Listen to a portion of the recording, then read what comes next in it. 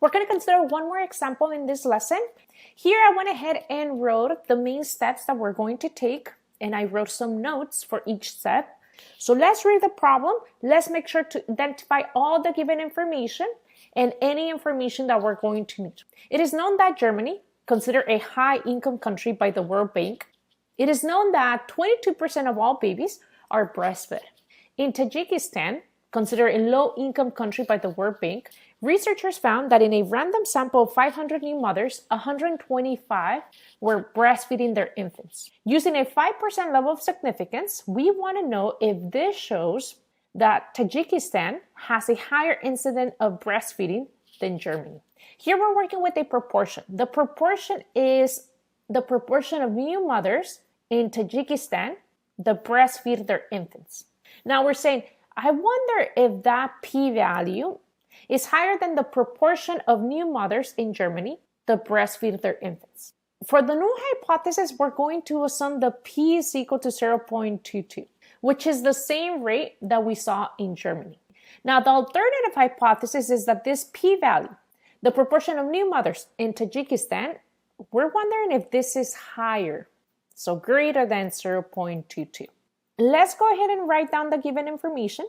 P naught here is 0.22. This is the value that we're claiming P to be. Okay? Notice this is the value that we have on the null hypothesis, P equal to 0.22.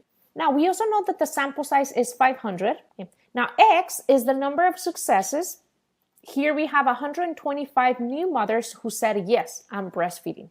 So X is equal to 125. We are also given alpha. Alpha is equivalent to 5%. We need to write alpha as a proportion, so we're going to write 0.05. Now, we're going to need the value of Q naught, so let's go ahead and take a note of that value. Remember, Q naught is 1 minus P naught, which is equal to 1 minus 0.22, that is 0.78. Again, I like to write the significance level here on step 1 because the significance level is going to help us make a decision. Okay, so it's really important for us to understand that alpha is equal to 0.05. Moving on to step 2. In step 2, we assume that all conditions are met to claim that P hat follows a normal distribution. And we also take the time to state the mean and the standard deviation of this distribution. P naught is equal to 0.22. The standard deviation is equal to the square root of P naught. Let's go ahead and replace that value. Again, that value is 0.22. Times Q naught, we have the value for Q naught. Q naught is equal to 0.78. And then we're dividing by N, and in this case is 500.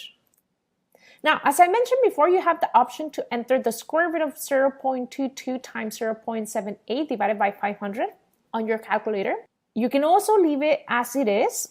Again, it's a matter of preference. If you enter this value on your calculator, make sure to write all the values that you see after the decimal on your calculator. You should not be rounding. If you enter this on your calculator, you should be getting 0.0185256579. We're going to need the mean and the standard deviation to find the p-value. Now, moving on to step 3, we need to take x divided by n. This is the value of our sample proportion, which is p hat. Here we have 125 divided by 500. You should be getting 0.25. Now, this is a terminating decimal. If this was not a terminating decimal, you would have to write all the values that you see on your calculator after the decimal point. Moving on to step 4, we need to find the p-value. We are working with the normal distribution of sample proportions. If you're using a calculator, you're going to be using the normal CDF function. Your calculator is going to want you to state the lower bound, the upper bound. Then you're going to state the mean and the standard deviation of the distribution. We have those values. We found those values on step 2. Okay? Now, if you're using Google Sheets or Excel, you're going to use econorm.dist. It's going to ask you for your p hat. It's going to ask you for the mean and the standard deviation. We have those values. And then you're going to write true at the end. Now remember, this function is going to give you the area to the left of the p hat value you enter here.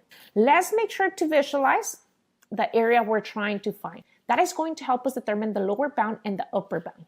It's also going to help us determine whether we should use this function here for Excel on Excel, or if we should use 1 minus this function. Here we have a normal distribution. The center of this distribution is P naught equal to 0.22. Now we found P hat equal to 0.25. P hat is on the right side of P naught. Let's just go ahead and label our P hat here on the right side. Now notice here on the alternative hypothesis, we have P greater than 0.22.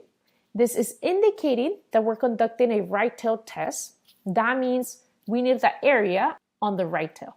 On your calculator, your lower bound is going to be 0.25. Your upper bound is going to be 1E99. So again, you're going to have normal CDF, opening parentheses, 0.25 is the lower bound, 1E99 is the upper bound, and then you have the mean and the standard deviation. Now on Google Sheets and Excel, you simply need to enter the P hat value, which is 0.25, and this is going to be the function that you use. Now, remember, and let me go ahead and use a highlighter. Remember that this function here is going to give you the area on the left-hand side of P hat. This is not the area that you're looking for. You need the area above P hat. So here we need to take 1 minus whatever you get when you enter this expression into Excel. Again, you need to first enter this function. That's going to give you the area to the left-hand side of P hat. Once you have that area, you take 1 minus that area. And that is how you find the area to the right-hand side of P hat.